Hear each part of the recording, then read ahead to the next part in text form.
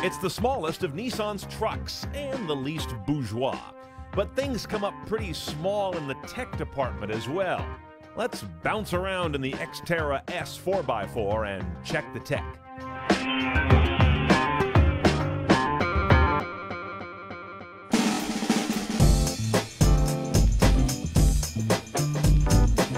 The Xterra's been around since 2000, named for the Xterra triathlon that Nissan used to sponsor.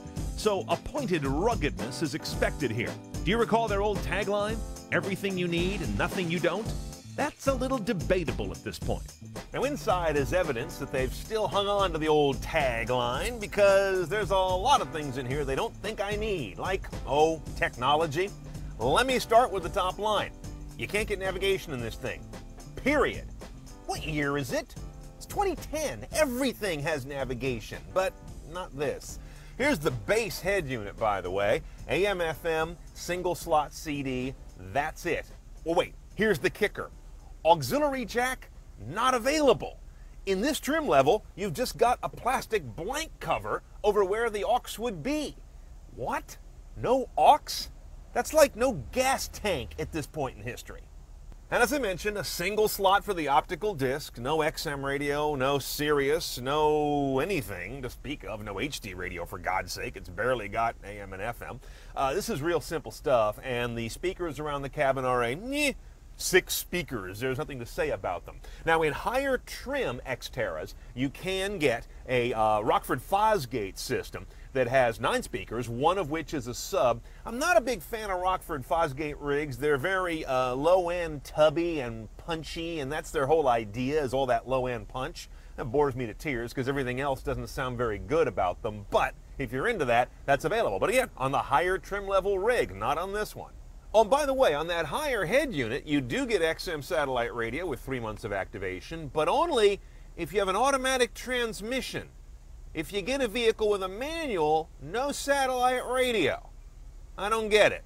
No Bluetooth on these lower end Xterras either. That's only included on the higher trim cars. It's not even an a la carte add-on. I mean, you can go down to Best Buy or something and buy something to clip on your visor. That's the kind of add-on you'll have to get. A lot of classic Nissan switchgear and stuff on this ride. Nothing terribly satisfying. The quality of the plastics is, well, very plastic.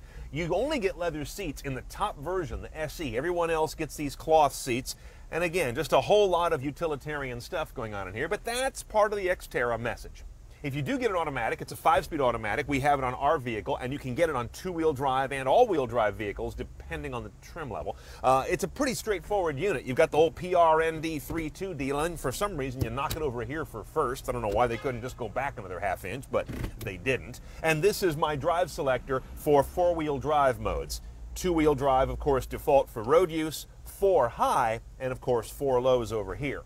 Now up here in the engine bay, we've got one of the bigger incarnations of Nissan's very well-loved V6s. This is a 4-liter unit. No fancy tricks going on, no direct injection, supercharger, or turbo, just good old-fashioned, naturally aspirated fuel-injected technology here. Good results, 260-something horsepower, 281 foot-pounds of torque, so it's a torquey, well-suited to this kind of vehicle engine.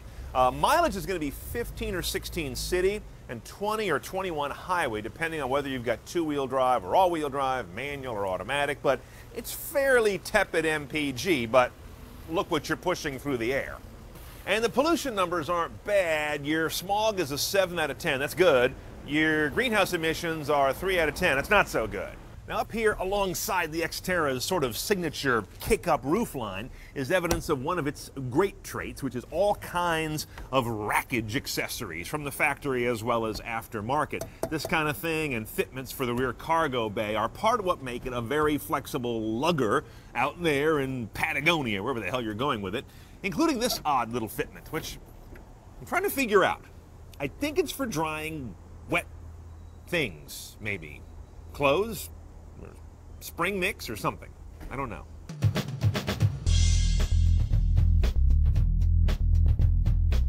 Now, driving an Xterra is nothing too special. It feels like what it is, kind of a compact truck on a big jouncy suspension. power delivery is kind of rubbery. You step on it, at least with the automatic, and there's a big delay of power arriving. It's a very old school automatic. I love the fact this thing's available with a 6-speed manual. I'd be all over that.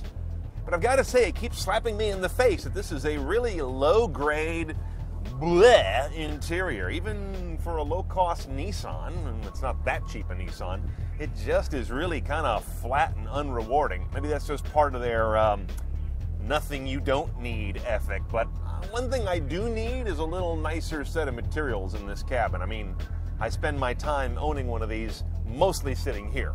The tall cabin also gives you really good sight lines. I'll give this car that. Unlike a lot of vehicles these days, it's pretty easy to see just about any corner of it without any cameras or tricks. All right, let's see what it costs to get everything you need and nothing you don't, of which I'm skeptical. About $22,000 base for an X, which is the low-end rig, all the way to about $30,000 base for the SE, which has the leather, and then the other two models fall right around in the middle there. Not a lot of options to worry about.